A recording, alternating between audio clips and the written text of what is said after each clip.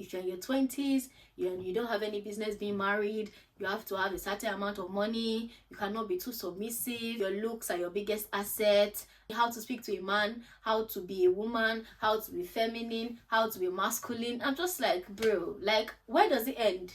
Where are you? Where are you?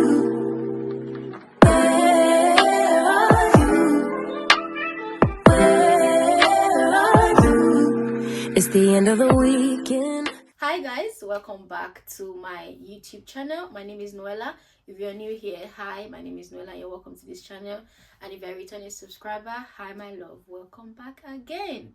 A week ago, we celebrated International Women's Day. And this month actually is a women's month. We celebrate women, and if we can celebrate women every day, honestly, I would be an advocate for that, because we are strong, we are beautiful, and we deserve everything and more. So this is me saying happy International Women's Day, although it is not today, but you can still celebrate yourself. And in the vein of that, I want to talk about one topic that has been on my mind for a very long time, and I want to explore some truth about that. Today we're going to be talking about how we should stop letting the internet tell you how to be a woman. Stop letting the internet tell you how to be a woman. First of all, there is a lot of opinions out there. There are people who, for the sake of light, camera, filter, and eloquence, feel like they have something to say. And as much as everyone is entitled to their opinion, we have to be very careful of the innocent people, the naive people who would literally take what they hear and apply it to their life, like directly. And that is why I believe that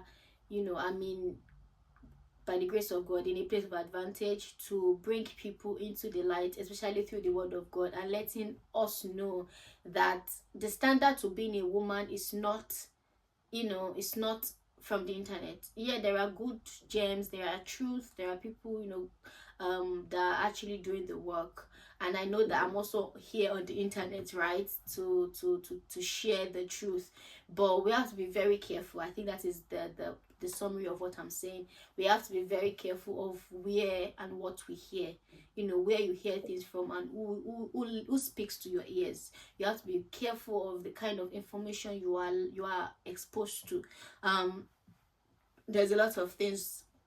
There are lots of things I hear about, if you're in your 20s, you don't have any business being married, you have to have a certain amount of money, you cannot be too submissive, your looks are your biggest asset. There's just so many: how to speak to a man, how to be a woman, how to be feminine, how to be masculine. I'm just like, bro, like, where does it end? Why can we not just be ourselves? Why can we not just base our life of scriptures? Why are people's projection of their insecurity our own mantra for how to live our lives, if you get what I mean? And that is why I've thought about all of that, to say, you know what, I need to talk about few reasons why you should stop letting the internet tell you how to be a woman, because you are strong, you are beautiful, you are unique the way you are. So without too much talking, let's get right into the video. So there's a flood of advice out there telling women how to dress, how to act, how to speak, how to live, just to be chosen by a man.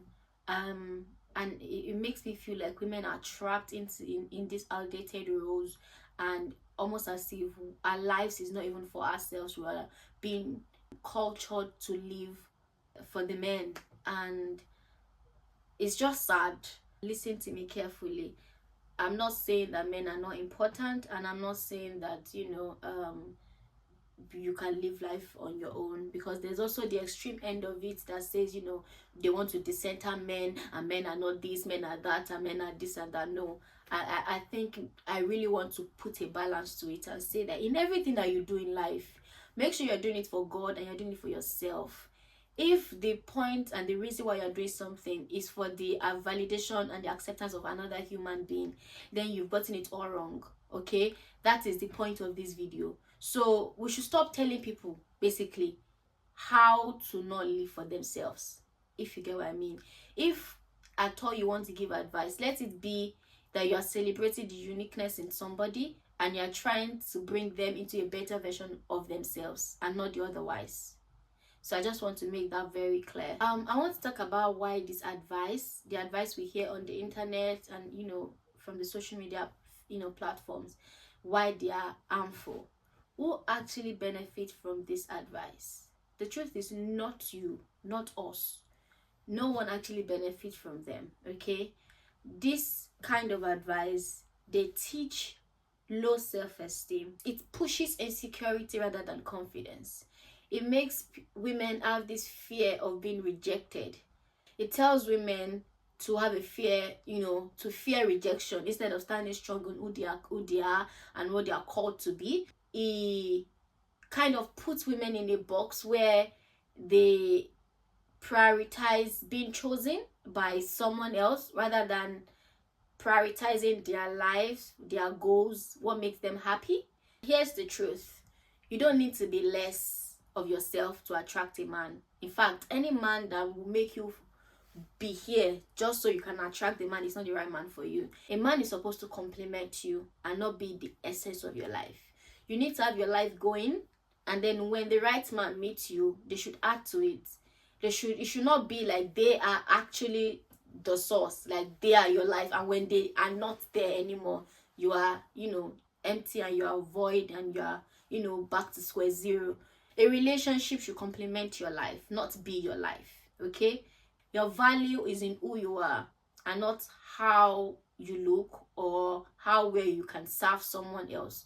Your personal happiness is priority. How you feel, who you are, your uniqueness is priority. Your self-worth is not attached to your marital status. And I don't know if you guys have watched this movie called Last to Marry by Pastor Lajo. It's a really beautiful movie. You should watch it if you're single, especially if you're a Christian woman. Your self-worth is not tied to your marital status. Yeah, it feels good to be married. It feels good to have someone in your life.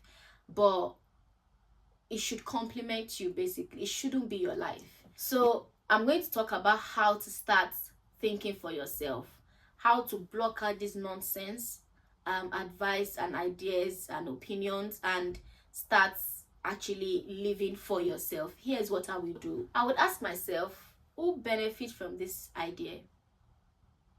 Does this idea empowers me or restricts me? Does this idea develop my goals, my values, and help me to become a better person? Does this idea or advice align with my values and my goals? Does this idea embrace my belief system, my morals, my faith? If all of these answers are no, then I think you have your answer. Because I think it is very important for us to be careful and be intentional about the kind of information that we take, and the kind of people we listen to, the kind of people that have our ears, like my pastor would always say. And know that not every information, just because they sound right, is actually right.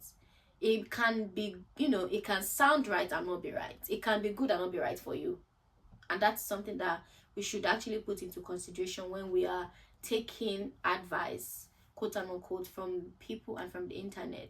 I want you to define what makes you happy, instead of following trends and people's expectations and also people's insecurities. I hope we are aware that there are some people who are actually broken, who have been traumatized, who are hurt, and they are literally on the internet to project their insecurity on other people. And you're naive, you're innocent, you don't know better, and you're literally taking what they projected and using it as a mantra for your life. Is just going to be so sad. So instead of following trends and people's expectations and all of that, define what truly makes you happy, who you are at your core, what you believe in, what you stand for, and then you can better yourself. Now that you found your identity and who you are in your true essence, you can now do things or put things into place that will make you better, if you get what I mean. And it's a lot of work, but please, it is 2025.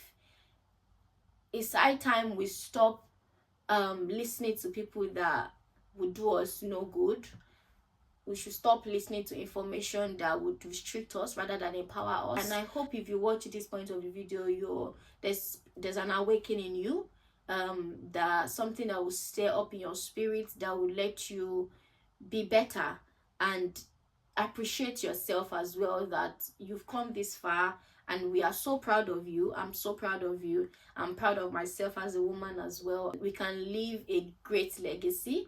And yeah, if you watch to this point, give this video a big thumbs up. Make sure you comment, let me know how you feel about this video. And like I said, happy International Women's Day, and I can't wait to see you guys in my next video. Bye guys.